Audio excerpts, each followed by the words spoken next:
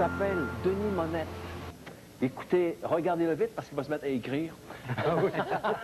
Bienvenue, M. Monette. M. Monette est écrivain et billettiste aussi. Hein? On dit billettiste. Oui, ça se dit. Il écrit dans le lundi, là, il nous remonte le moral dans le lundi. Merci, M. Monette, d'être là. On va parler de la trilogie. Pour moi. Le dernier qui est Le Rejeton. Le Rejeton, oui. Ça vous ressemble un peu, ça me semble qu'il fait une vie un petit peu cow-boy, Le Rejeton. Oui, et olé, olé. Olé, olé. Bienvenue, monsieur. Mesdames, Messieurs, Le Rejeton. Le Rejeton est le 3e volume d'une trilogie écrite par ce jeune homme qui est à ma gauche, qui est écrivain, billettiste, grand-papa, véritable machine à écrire. Monsieur Monette, comment pouvez-vous arriver à écrire, je ne sais pas de combien de volumes par année, un minimum de 1 volume par année? Où est-ce que vous allez chercher tout ça, monsieur Monette? Écoutez, dans l'imagination débordante dont le ciel m'a doté, sans doute, pour bien parler. Mais je ne sais pas, ça coule. Je n'ai que ça à faire maintenant, écrire. Hein? Vous savez, je ne fais qu'écrire. Alors, c'est possible. Je n'ai pas la plume paresseuse. Vous n'avez pas la plume paresseuse, voilà. Oui, mais ça paraît. C'est le combienième, là, Le Rejeton, c'est quoi, le 12e? C'est mon 9e. Si vous parlez de mes livres de chevet, je suis rendu à 15 ouvrages avec les livres. Mais ma trilogie, ça a été 4 ans et 1300 pages. Ça, c'était quelque chose. Ah oui. Vous êtes allé chercher ça aussi dans des années 50, les années 60, que nous avons fort bien vécu. Qui m'inspire tellement. Ouais. Ça m'inspire. Vous êtes allé chercher quoi dans les années 50? L'essence, la folie? L'odeur de ces années-là, la folie, l'odeur, tout ce qui était permis, tout ce qu'aujourd'hui serait, mon Dieu, regarder de travers, parce qu'avec Pauline, ne se prive de rien. Hein? Alors, non, je suis allé chercher, je suis allé puiser dans ces belles années tout ce que mon cœur de jeune homme avait retenu. Vous parlez de Pauline Pinchot, c'est le 2e. Ça, c'est le second. Pauline Pinchot, c'est le 2e de la trilogie. Pauline Pinchot, que vous avez rencontrée personnellement en personne, racontez-leur donc ça. Oui, lors des Mardis Fugères, j'étais avec une assemblée, on était en conférence avec Jean Fugère, puis il y avait beaucoup de gens, puis ils avaient la parole en dernier. Et à un certain moment en dernier, je voyais une jeune femme qui était avec son mari qui ne parlait pas. Et en tout dernier, il a pris le micro, il dit, vous avez devant vous, monsieur, Pauline Pinchot. J'ai dit, ah oui? Grande femme svelte, alors que l'autre, Pauline. Alors que ma Pauline est très dodue. Oui, elle mange beaucoup. Et puis, mais c'est incroyable de voir que cette dame-là s'était déplacée. Elle avait fait au moins 50 km pour venir me dire qu'elle était Pauline Pinchot. Oui, c'est bien. Je trouvais ça merveilleux. Oui. Ce qui est merveilleux dans votre cas, M. Monette, c'est que ces volumes-là sont à la portée de tout le monde. Oui. Vous écrivez vraiment pour le monde. Oui, le je suis un monde écrivain grand public, je suis un écrivain, je suis un auteur à succès grand public, j'écris pour le monde. Est-ce que Le Rejeton, est-ce que je peux retrouver des semblants de Denis Monette un petit peu plus jeune dans Le Rejeton? Remarquez que j'étais un garçon un petit peu plus gentil que lui. Je n'étais pas croche comme lui. Là, mais vous étiez pas mal rock'n'roll dans votre jeunesse sauf que j'ai fait aussi beau que lui, cependant. Ouais. Il me semble que j'ai vu une photo tout à l'heure. Peux-tu montrer la photo? Non, sortez la photo de Denis Monette. Vous allez voir, tiens, regarde ça. Il ressemble à Elvis. J'avais 20 ans. Il ressemble à Elvis. Juste 20 ans, j'allais me marier. Mais j'ai prêté ça à mon rejeton, cette époque-là. Cette belle époque des années fin des années 50. Est-ce que ce que vous écrivez, c'est dans le lundi? C'est dans le lundi? Vous parlez de mes billets? Les billets sont dans le lundi depuis 25 ans. Ce que vous écrivez dans le lundi vous est inspiré par qui et par le quotidien.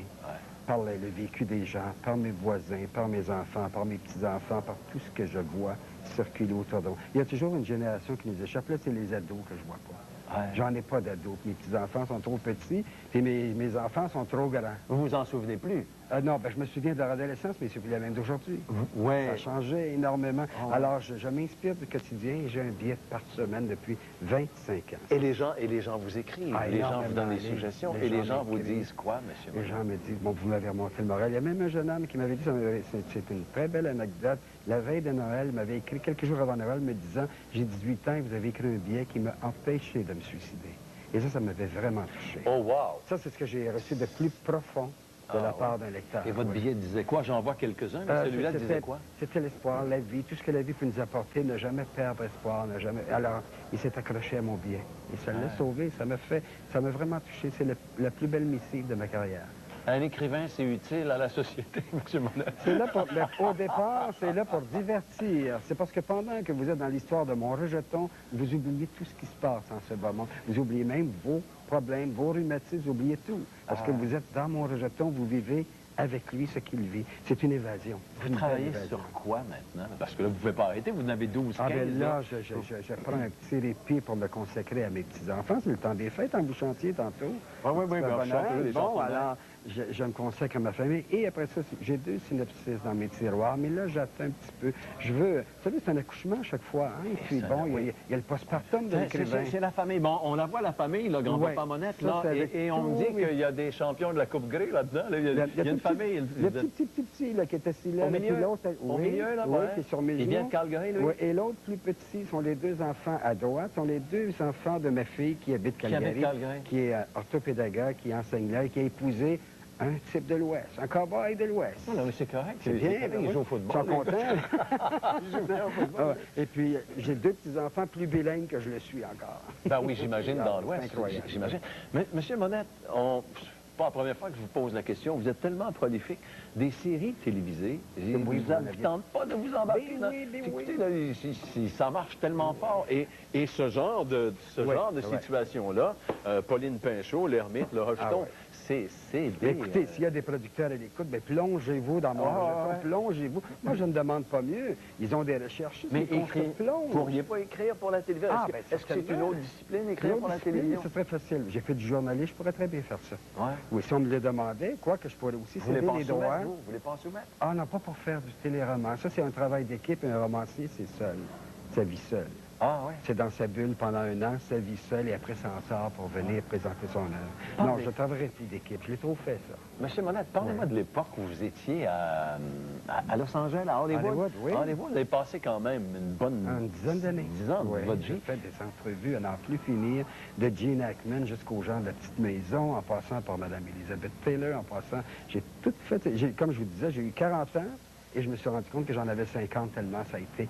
Vous êtes allé passer 10 ans de votre vie là-bas? Ben, je revenais, je faisais la navette. J'avais quand même la famille, là. Je faisais la navette, j'allais, puis je partais, je revenais. Mais ça a été 10 ans consacrés. Ça s'appelait le Lundi à Hollywood avec Denis Monette. Et j'étais sur place.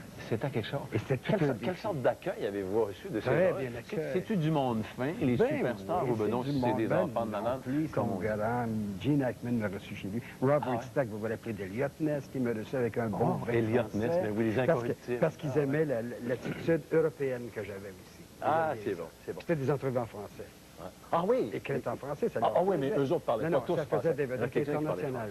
Ben, écoutez, je vous souhaite bon succès, M. Monette. Écoutez, mesdames, messieurs, si vous voulez passer un bon moment, pour vous ou pour offrir dans le temps des fêtes, la trilogie, là, c'est un sacré beau cadeau. Ben, merci. Je vous remercie beaucoup, M. Monette. Merci de m'avoir